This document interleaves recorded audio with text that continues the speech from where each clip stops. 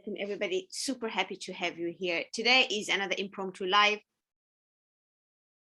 It's all my other lives. I was having a chat with a client yesterday, right? And her journey has been absolutely incredible. And she has a stressful job and busy with 3 kids and stuff like this. And sometimes our stress can get in the way, right? And she realized that the days when she's stressed, whether from work or from the children, her eating behaviors aren't really aligned to her long-term health goals, right? She isn't making the decisions that she wants to make as far as her eating habits go.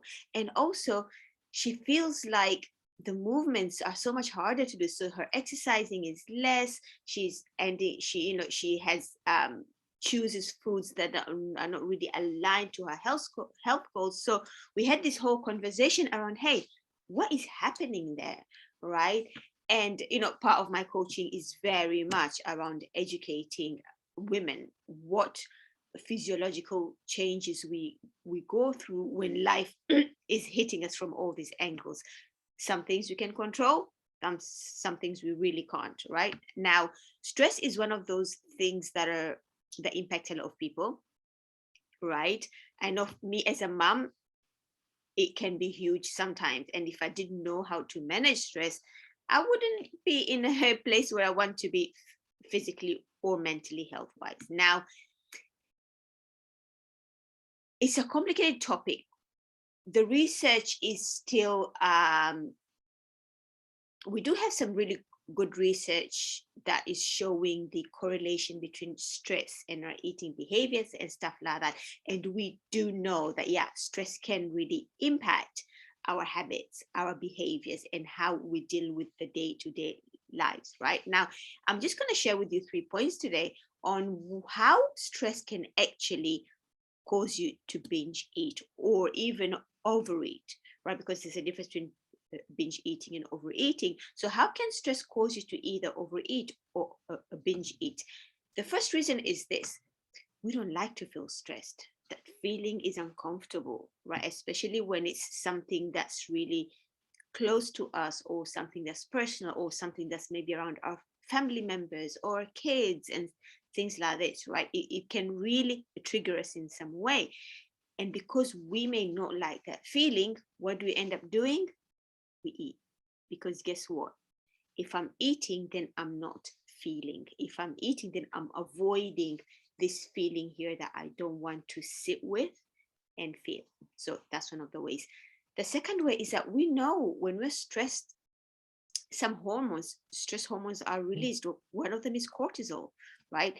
And for some people, cortisol can trigger hunger and can trigger cravings, right? And this is why you tend to find people, when you're stressed, they're reaching for higher fat foods, higher calorie foods, right? Either higher in fat, higher in salt. These foods are super high in calories because why? Because they want to have that dopamine effect.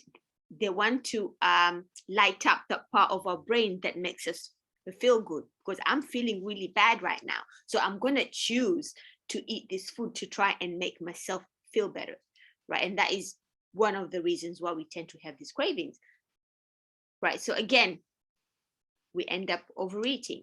The third thing is, what was the third thing?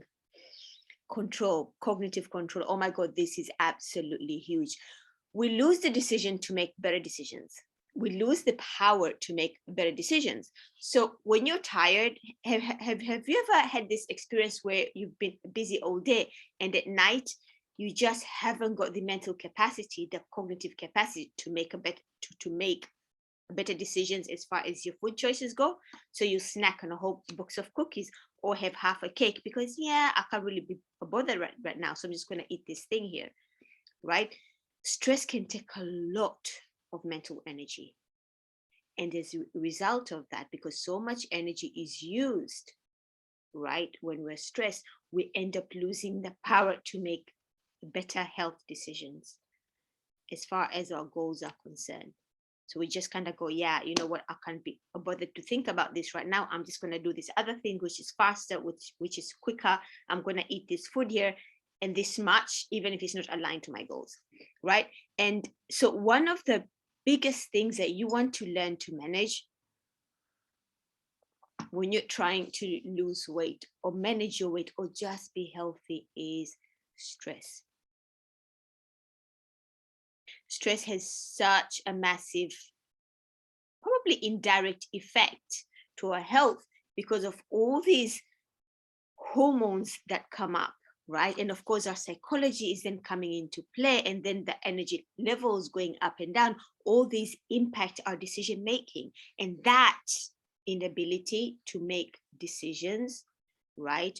To engage in behaviors that actually promote health, we lose that ability, and that is when issues arise. So if you're someone who's prone to stress, that the global recommendation is practice some, number one, meditation.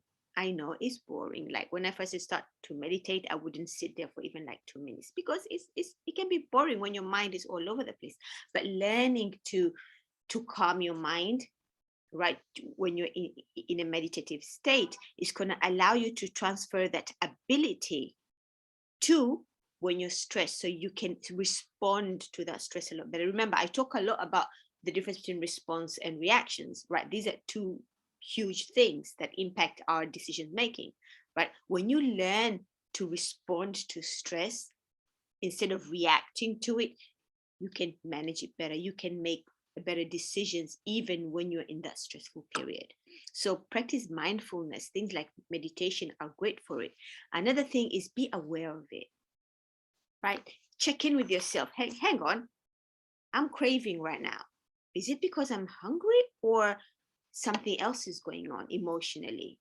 And then you realize, okay, I'm stressed because A, B, and C. Okay, how can I feel better, right? How can I manage this stress without using food as a means to make myself feel better? Could it be a quick bout of exercise? Could it be a quick walk? Could it be a dance? Could it be just watching Netflix and relaxing? Could it be a hug from my children, right? Try to find all these other strategies to make yourself feel better, to regulate that emotion so that you're not engaging in all these other behaviors that aren't really aligned to your long-term health goals. Okay, and like I've learned from a lot of people. I've been blessed to be able to do so many courses and listen to amazing experts and stuff. And one of the main things that come up over and over again is the one thing that really impact our health has been stress. Like it's a massive chunk, right? Because we don't regulate our emotions very well when we're stressed. We don't we react to life when we're stressed. We don't respond to it. So just being aware of the things that stress you out, your triggers, right? And then going, okay, this is triggering me, this is stressing me out right now. How do I respond to it better? Right?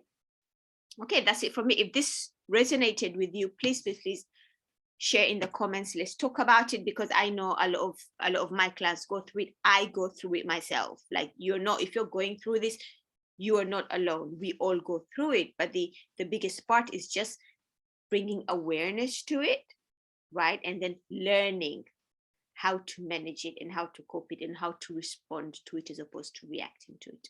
All right, I'll talk to you guys soon. Assalamu alaikum.